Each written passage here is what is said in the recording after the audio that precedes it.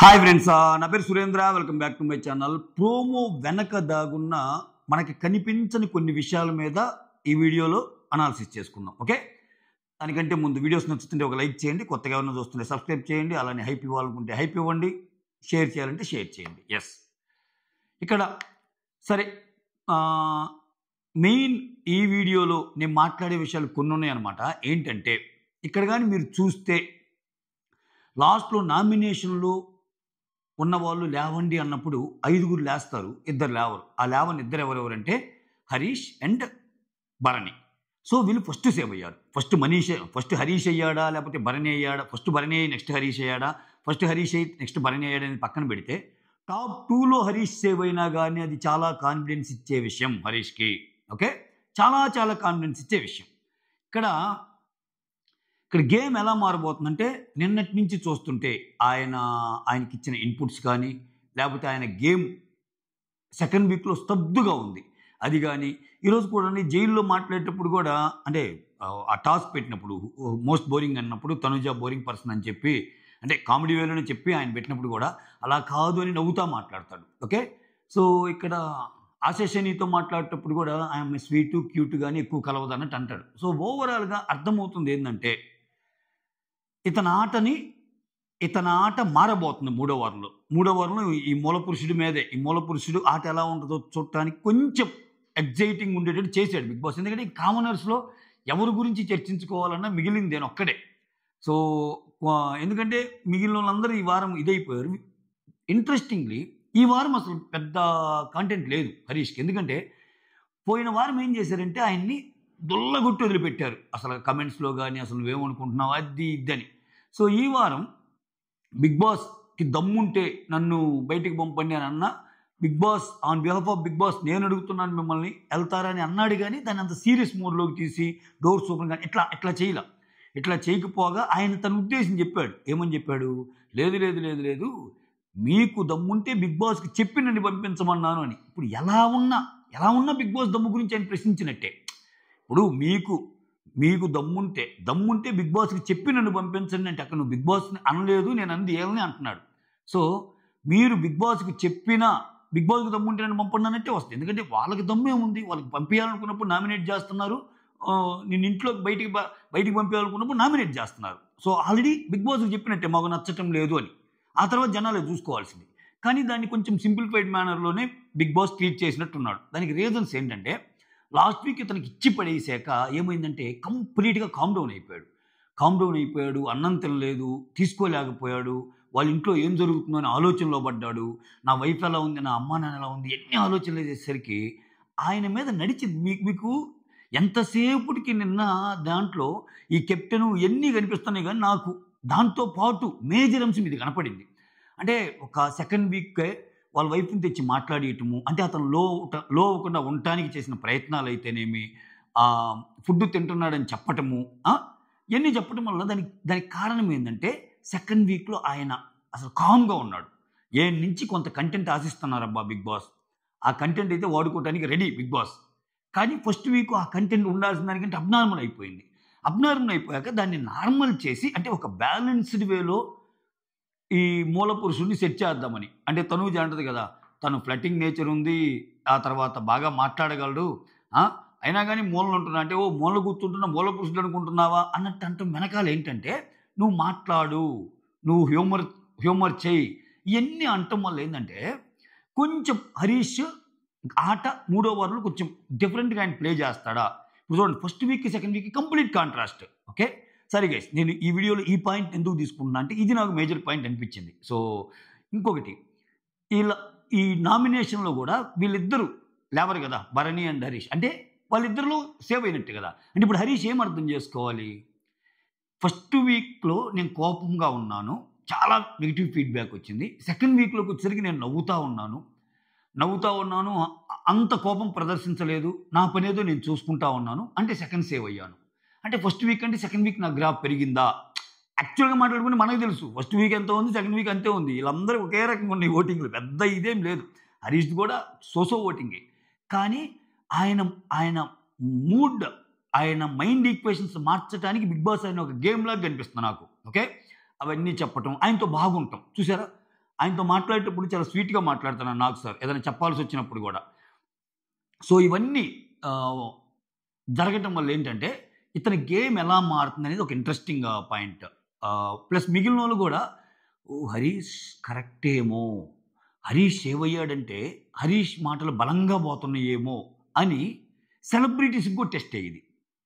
Next week ఆయనతో ఎలా ఉండబోతున్నా అనేది సెలబ్రిటీస్కి కూడా టెస్ట్. ఎందుకు చెప్తున్నా అంటే ఈ మాట, కామనర్స్ యొక్క ఆట తీరు గయా గయా గై గై గై అని అరవటం మూలాన యాక్చువల్లీ సెలబ్రిటీస్ గేమ్ ఎలా ఉంటుంది, వాళ్ళల్లో ఎవరు ఎట్లాంటి వాళ్ళు అని తెలుసుకునే ఇది లేకుండా పోయింది మనకి. దానికి రీజన్ ఏంటంటే మొత్తం వీళ్ళ మీద పోతుంది ఫోకస్. ఏందిరా వీళ్ళు అరవటం, ఈ గోలేంటి ఈ గోలేంటి అని. సో వీళ్ళ గోల మధ్యలో ఒక రకంగా అది వాళ్ళ ప్లస్ సెలబ్రిటీస్కి. వీళ్ళు గోలగోలగా అరవటము, శ్రీజ అరిచింది, ప్రియా అరిచింది, ఆ మనీష్ లాజిక్లు ఏంటి అదేంటి ఇదేంటి అంటే మూలాన వీళ్ళన్నిటి మధ్య అసలు సెలబ్రిటీస్లో మంచోళ్ళు ఎవరు చెడ్డోళ్ళు ఎవరు అనేది ఒకటి పక్కకి వెళ్ళిపోయింది అది. సో అది కూడా టెస్ట్ చేయబోతున్నాడేమో అంటే అంటే కాంటెంట్ రావటానికి. ఇప్పుడేంటి, ఇతను ఫస్ట్ అయ్యాడు కాబట్టి అతను తప్పు చేసిన ఈ సేవింగ్ ఆర్డర్ని బట్టి, అతను సేవ్ అవుతున్న విధానాన్ని బట్టి కొంతమంది బయట ఎలా వెళ్తుందని మంచిగా ఉంటారు. సో వాటితో సంబంధం లేకుండా అబ్బే నాకు అతను అర్థమయ్యారా, అతను ఇంతేరా, అతను ఓట్లు పడినా పడకపోయినా నాకంటూ ఒక ఒపీనియన్ ఉంది ఆయన మీద ఇంతే అలా అనుకునే వాళ్ళు ఎంతమంది, ఇలా మారేవాళ్ళు ఎంతమంది. దానికి తోడు అసలు ఇతను ఎలా ఆడతాడు. ఫస్ట్ వీక్లోనేమో బాగా కోటింగ్ పడింది, సెకండ్ వీక్లోనేమో కొంచెం స్తబ్దుగా వెళ్ళింది, ఆయన కంట్రిబ్యూషన్ కొంచెం తక్కువే, మిగిలినన్ని హైలైట్ అయిపోయినాయి. రితు వచ్చేసింది మధ్యలో, ఆ తర్వాత ఈ కెప్టెన్ టాస్క్లు అయిపోయింది, డిమాండ్ పౌండ్ వచ్చేసింది, రకరకాల ఈవెంట్స్ జరిగాయి. ఈ సెకండ్ వీక్లో ఆయన కంటెంట్ అంత లేదు. సో ఇన్ని పరిస్థితుల మధ్య మళ్ళీ ఏం చెప్తున్నారు, నువ్వు ఎలా ఉంటే కుదరదు, మళ్ళీ యాక్టివ్గా ఉండాలని బిగ్ బాస్ చెప్తున్నాడు. సో ఇటువంటి మధ్య నేను యాక్టివ్గా ఉండి అలా అరిచిన రోజేమో అలా అయింది, కామ్గా ఉంటే ఎలా జరుగుతుంది, నాకు సారేమో ఇప్పుడు నేను యాక్టివ్గా ఉండమంటున్నాడు. ఇన్నిటి మధ్య ఆయన గేమ్ ఎలా ఆడతాడు. ఆమె చెప్పింది కదా వాళ్ళ వైపు వచ్చి 3 పాయింట్లు. సో నువ్వు ఎలా ఆడుతున్నావు, ప్రస్తుతం నీ పొజిషన్ ఏంటి, వాట్ నెక్స్ట్, ఈ బిగ్ బాస్కి అసలు నువ్వు ఎందుకు వచ్చావు, ఇవన్నీ అడగండి సార్ అన్నట్టు చెప్తే అవి చెప్తాడు కదా. సో ఇది ఇంట్రెస్టింగ్ ఫ్యాక్టర్ అనిపిస్తుంది. ఇంకోటి ఏంటంటే ఖచ్చితంగా సెలబ్స్లో ఎందుకు ఉండరు, ఇప్పుడు అంత ఎందుకబ్బా, ఇప్పుడు మనము వీళ్ళిద్దరిని 2 డిఫరెంట్ టీమ్స్గా పెట్టాం కాబట్టి వాళ్ళకంటే వీళ్ళు చాలా ఆర్డుగా కనపడ్డారు కాబట్టి కామనర్స్ మీద మనకి ఒపీనియన్ వచ్చింది. నిజంగా కానీ వాళ్ళ బిహేవియర్ అలానే ఉంది. ఈరోజు ప్రోమోలో కూడా చూడండి, నీకు ఎవరు మోస్ట్ బోరింగ్ పర్సన్ అంటే పేరు చెప్పి వదిలేయచ్చుగా. అంటే మోస్ట్లీ మిగిలిన వాళ్ళు కూడా అదే అనుకుంటున్నారని శ్రీజ చెప్పడం, అంటే నేను పెద్ద తెలివైన దాన్ని, సో నేనే ఇచ్చానంటే మిగిలిన వాళ్ళు కూడా అదే అనిపించుండొచ్చు అని. ఇక్కడ పవన్ కళ్యాణ్ ఏమో నేనే రిజర్వ్డ్ అనుకుంటే నాకంటే రిజర్వ్డ్ అన్నప్పుడు ఓహో నువ్వు అలా అనుకుంటున్నావా అంటాడు. ఏం రిజర్వ్డ్ అనేదానికి ఏం చేసేదానికి తేడాలు ఉన్నాయి. ఇప్పుడు ఒక అబ్జర్వేషన్ చెప్తా పవన్ కళ్యాణ్ గురించి. పవన్ కళ్యాణ్ అక్కడ పనిచేసి వచ్చిన పర్సనే కదా. జనరల్గా ఆర్మీలో మనం బయట చూసిన దాన్ని బట్టి కానీ ఎట్లా అనిపిస్తుందంటే ఒక 2-3 లెవెల్స్ సుపీరియర్స్ ఉంటాం కాదు, ఈయనకంటే 1 లెవెల్ సుపీరియర్ ఉన్నా, అంటే నీకు రిపోర్టింగ్ స్ట్రక్చర్ ఉంటుంది, రిపోర్టింగ్ హైరార్కీ ఉంటుంది. నువ్వెవరికి రిపోర్ట్ చేస్తున్నావు, వాళ్ళు ఎవరికి రిపోర్ట్ చేస్తున్నావు, వాళ్ళు ఆర్మీలో ఇతనికంటే 1 లెవెల్ పైన ఉన్న వాళ్ళైనా సరే వాళ్ళు సిట్ అంటే సిట్టు, స్టాండ్ అంటే స్టాండు, షటిల్ తీయమంటారు, రకరకాల పరీక్షలు ఉంటాయి వాళ్ళకి. పాపం వాళ్ళు దేనికి నో చెప్పరు, అంత హార్ష్గా అంత ఇదిగా ఉంటుంది అక్కడ. ఎందుకంటే దేశం కోసం ఇది కావాలి కాబట్టి అన్నిటికీ తట్టుకోవాలి నీ బాడీ అన్నట్టు ఉంటుంది. సో ఇక్కడ ఆయన చూస్తేనేమో ఆయన అసలు నాగ్ సార్ మాట్లాడేటప్పుడు అతను చూస్తే ఏదో ర్యాష్గా మాట్లాడినట్టు అట్లా ఉంటుంది.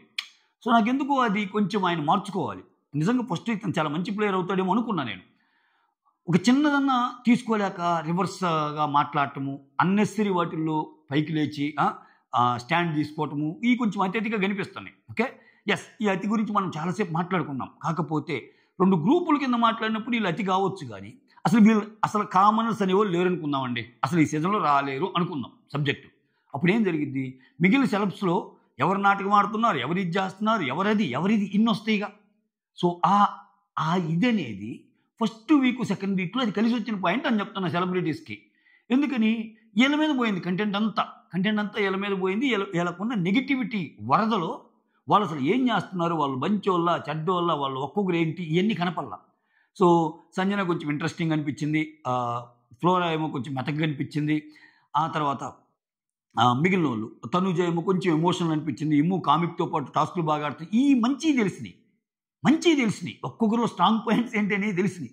కానీ వాళ్ళు ఏం మాట్లాడుకున్నారు, ఇప్పుడు వీళ్ళ గుసగుసలాగా వాళ్ళ గుసగుసలు ఉండవా, వీళ్ళు మాట్లాడుకున్నప్పుడు వాళ్ళ గుసగుసలు ఉండవా, అర్ధరాత్రి గుసగుసలు వీళ్ళెలానో వాళ్ళకి అలానేగా, మనం చూడని గుసగుసలు ఏమన్నా ఉన్నాయా. సో ఇవన్నీ తెలిసినప్పుడు గేమ్ ఇంట్రెస్టింగ్‌గా మారిద్దనమాట. అప్పుడు కొంచెం వాళ్ళ సైడ్ కూడా ఫోకస్ వస్తది. సో హరీష్‌ని ఈ విధంగా చేయటం వల్ల మిగిలినోళ్ళ రియాక్షన్ ఆయనతో ఎలా ఉండబోతుంది? ఆయనది ఎలా ఉండబోతుంది? నాకు మాత్రం తనూజాని చూసి "వద్దమ్మా, వద్దమ్మా నువ్వు పనుకున్న సింహాన్ని లేపుతున్నావు" అంటే అంటే అక్కడ ఆమె మీరసల మోస్ట్ బోరింగ్ పర్సన్ లాగా ఉన్నారంటే ఈవీకి అలానే అనిపించాడు. కొంచెం మూలకెళ్ళి కూర్చుంటా అలా. కానీ ఆయన బోరింగ్ పర్సన్ కాకుండా ఆయన యాక్టివ్ అయ్యి దడదల్లాడిచ్చానుకో, అది పాయింట్ ఉన్నప్పుడు యాక్టివ్ అయ్యి దడదల్లాడిస్తే ఒక రకం. ఇతను ఏం చేస్తాడంటే ఆర్గ్యుమెంట్‌లో ఒకానొక పాయింట్‌లో ఏం చేస్తాడంటే నాకు మాస్క్ మ్యాన్‌లో నచ్చని విషయం. లాజికల్‌గా ఎంత సౌండో ఇతనిలో నచ్చని విషయం ఏందంటే నచ్చే విషయం లాజికల్లీ సౌండ్. పాయింట్ చాలా బాగా పెడతాడు.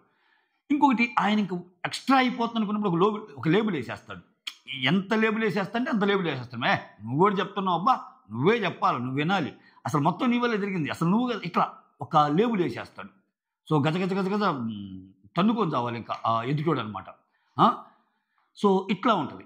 ఈటన్నిటి మధ్య అసలు ఏం జరగబోతుంది ఏంటి అనేది. ఇప్పుడేమన్నా కొత్తగా ఏమన్నా నాకు ఇందాక నుంచి ఒకటి తడుతుంది. అది గాని పెట్టి అంటే టార్చర్ స్వామి బిగ్ బాస్ నీకంటే ప్లాన్ ఏమన్నా ఉంటే నువ్వు మార్చుకయ్యా. అంటే ఇక్కడొచ్చి నువ్వు ఫ్లర్టింగ్ నేచర్ కూడా బాగుంది అని అంటము తనూజ. ఇన్నున్నప్పుడు పక్కకు కూర్చోవటం ఏందంటం. ఇక్కడ నేను ఫ్లర్టింగ్ చేస్తే ఎవరిని చేయాలా? ఆ! ఆల్రెడీ అక్కడ స్వీటు, క్యూటు అంటున్నాడు ఆశా నాగార్జున సార్ మీరు చూడండి ఆమె స్వీటు, క్యూటు గాని కొంచెము లేదు అంటే ఎక్కువ యాక్టివ్ లేను అన్నట్టు వస్తాడనమాట. ఇతనిలో నుంచి ఆ యాంగిల్ బయటికి తీసి ఇక్కడ ఆల్రెడీ ఏం చెప్పాడు? తనూజ అనే అమ్మాయి నాకు క్రష్ అని చెప్తాడు. అది ఆ విషయం పర్టిక్యులర్‌గా వాళ్ళ వైఫ్‌ని అడుగుతారు. ఏంటమ్మా తనూజ అనే అమ్మాయితో అవును సార్, అవును సార్ నాకు ఫస్ట్ రోజే అనిపించింది ఆ పేరు అనంగానే అది ఇది అని ఆమంటది. ఇక్కడేమో అతనిలో ఫ్లర్టింగ్ నేచర్ కూడా ఉంది అంటుంది. ఇయన్నీ చూస్తుంటే ఈ డాట్స్ అన్నీ కనెక్ట్ చేసి మాస్ మ్యాన్‌కి, తనూజకి ఏమన్నా బీజేపీ ఎయాలనుకుంటున్నాడే బిగ్ బాస్. అయ్యా అదేస్తే తననననే ఈ అరాచకాల వల్ల ఇంకా అసల అంటే చూడాలి. అంటే కొంచెం ఆయన ఉద్దేశ్యం ఏమన్నా అటువైపుగా ఉందా? ఆల్రెడీ లేదు గదా! జస్ట్ ఏదైనా ఫన్ క్రియేట్ చేయటానికి అలా ఏమన్నా జేస్తాడా? ఫ్లర్ట్ చేస్తున్నట్టు. లేపోతే వీళ్ళిద్దరి మధ్య బాండింగ్ ఏదన్నా. అంటే ఇక్కడేంది తనూజ ఎంత హేటెడ్ అయితే చేసిందో మాస్క్ మ్యాన్ తర్వాత అంత దగ్గరైంది. అన్నం పెట్టింది ఆమె పాపము బాగా చూసుకుంటుంది. ఆ! సో, అట్లా ఉన్నప్పుడు ఒకసారి అంటది గూడా నీ గర్ల్ ఫ్రెండ్ గూడా తనూజానా అన్నట్టంటే ఆయన నవ్వుకుంటా ఉంటాడా? సో, ఇదేమన్నా ఒక కొత్త యాంగిల్ మనమేమన్నా చూస్తామా? ఆ!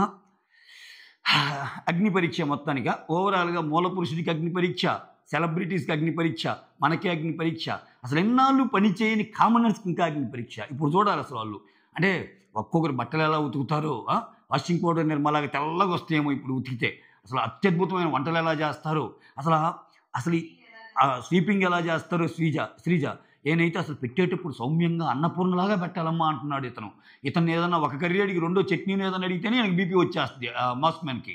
ఆయనకి రెండో ఒక్క మాట ఎక్స్‌ట్రా ఏదన్నా మాట్లాడి ఆయనకి ట్రిగ్గర్ చేసామనుకో ఖతం వాడి పని అయిపోయినట్టే.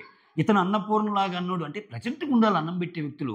అన్నపూర్ణలాగా అలా తినిపియాలన్న ఇతను అసలు ఎంత సాఫ్ట్‌గా అన్నం పెడతాడో ఇయన్నీ క్వెషన్ మార్క్స్ అనమాట.